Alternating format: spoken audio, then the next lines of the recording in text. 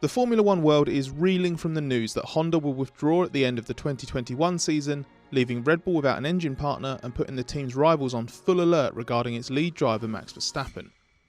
Honda's bombshell from Japan will bring a whirlwind F1 adventure to an end after 7 seasons that included the manufacturer's return with McLaren, a major disappointment of that 3-year period, a rebirth with Toro Rosso, then a return to winning again thanks to Verstappen and Red Bull. The ultimate goal of fighting for a championship is still to be reached, but Honda's F1 program is better than ever, and it's the only manufacturer to win in this engine era with 2 teams. So why leave now? And what does it mean for Red Bull? Before we get to answering, remember to hit the subscribe button and turn notifications on to be alerted to our deep dives into seismic stories like this one.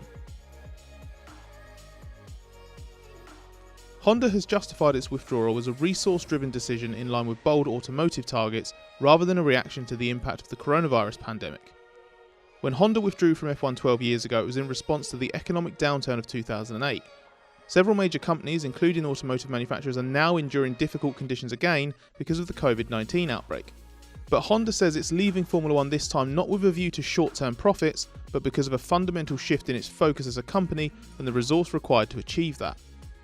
The Japanese manufacturer wants to become carbon neutral by 2050 and make 2/3 of its sales electric by 2030 in response to what CEO and President Takahiro Hashigo called a once-in-100 years period of great transformation.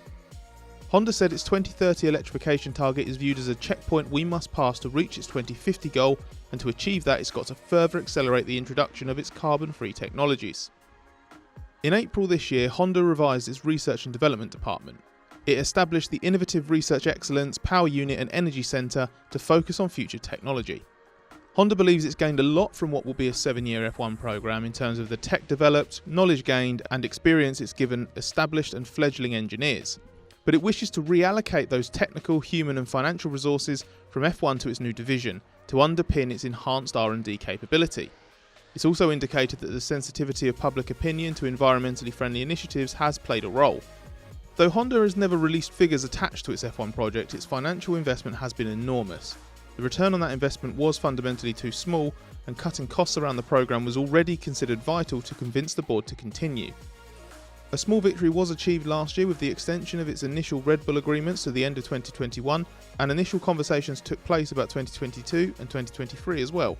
However, the underlying cost sensitivity has existed for a long time, so Honda's withdrawal has at least remained a possibility. And now a fundamental change in company objectives mean that even a cheaper F1 programme isn't enough. It communicated its potential F1 exit to Red Bull in August before committing to concluding its participation a few days ago.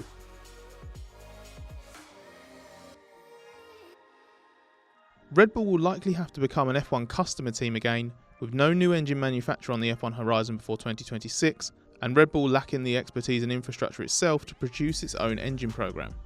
The only alternative, however unlikely, would be for Red Bull to take over Honda's project in some way.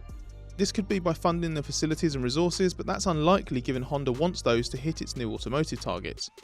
Perhaps it could convince Honda to sell its intellectual property for either Red Bull or a new partner to replicate the engines on its own.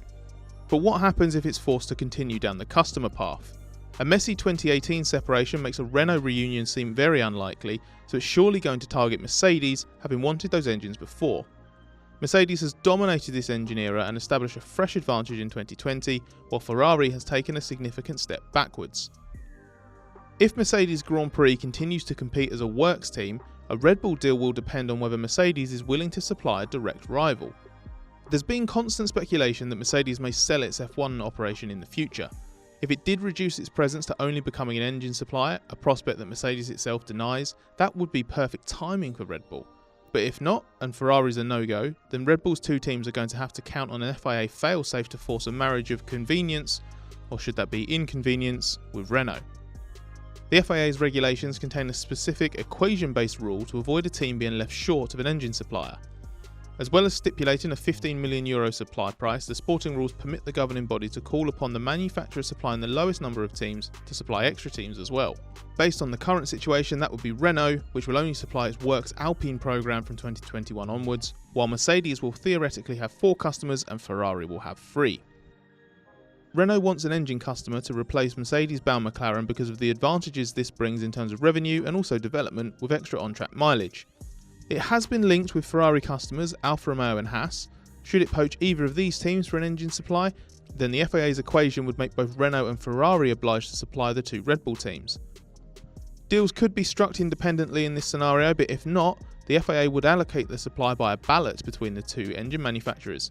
So if Red Bull has no other options by the summer of 2021, Renault will be obliged to supply at least one of its teams and potentially both.